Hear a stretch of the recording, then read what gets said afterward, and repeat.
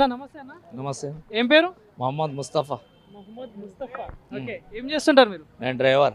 Driving ఏం కారా? RTC driver. RTC driver, right. So ఎట్లా ఉందన్న ఆర్టీసీ సంస్థ ఎట్లా ఉంది? ఆర్టీసీ సంస్థ టీఆర్ఎస్ గవర్నమెంట్ ఉన్నప్పుడు మొత్తం పడిపోయింది. టీఆర్ఎస్ గవర్నమెంట్లో ఏం ఇది చేయలేరు.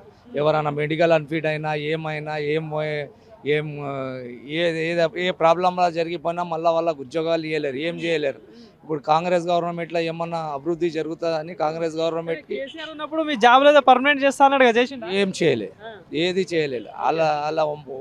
అల్ల ఒల్లి కబుర్లే ఉన్నాయి కానీ ఏది కాలేదు వాళ్ళ నుంచి. మరి ఫ్రీ బస్ పెట్టింది కాంగ్రెస్ గవర్నమెంట్ వచ్చినాక. సో ఎట్లా ఉంది మరి ప్యాసింజర్స్ ఏమంటున్నారు, ఎట్లా ఉంది పరిస్థితులు? చాలా బాగుంది, ప్యాసింజర్కి అనుకూలంగా ఉంది, చాలా బాగుంది, వాళ్ళకు అనుకూలంగా ఉంది. ఇంకోటి ఏంటి అంటే కొత్తలు ఉండే కొత్తగా కొట్లాడుకున్నారు, ఇప్పుడు కవర్ అయిపోయింది మొత్తం, ఆర్టీసీలో మొత్తం సెట్ అయిపోయింది.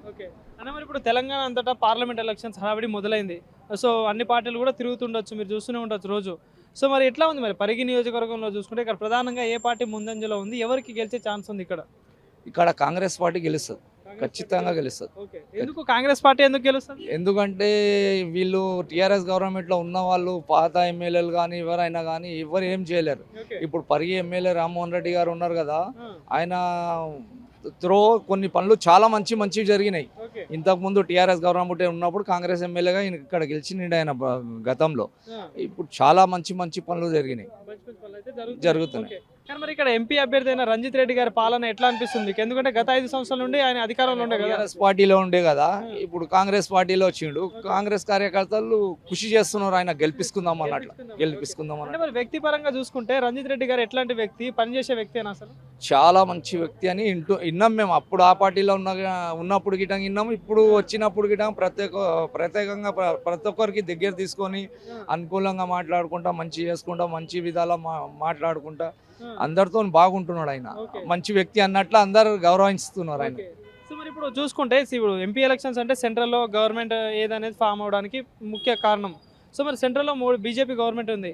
సో మరి ఎట్లా ఉండొచ్చు మరి ఈసారి ఏమైనా కాంగ్రెస్కి ఛాన్స్ ఉంటుంది అక్కడ? ఏమో అక్కడ డౌటే కనబడుతుంది, అక్కడ గిట సెంటర్లో గిట డౌటే కనబడుతుంది. ఏమంటే మేము గెలుస్తాం 400 సీట్లు గెలుస్తాం, అది గెలుస్తాం ఇది గెలుస్తాం అంటున్నారు కానీ అయ్యే పరిస్థితి కనబడతలేదు.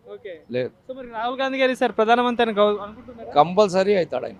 రాహుల్ గాంధీ కంపల్సరీ ప్రధానమంత్రి అవుతాడు, మేము చూస్తాం గిటంగా.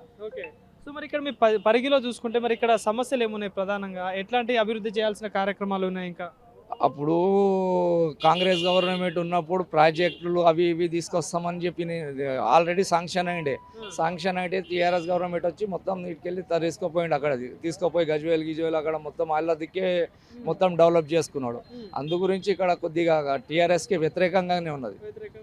సో పోటీ ఎట్లా ఉండొచ్చు, ఏ పార్టీ మధ్య ఉండొచ్చు ఇక్కడ?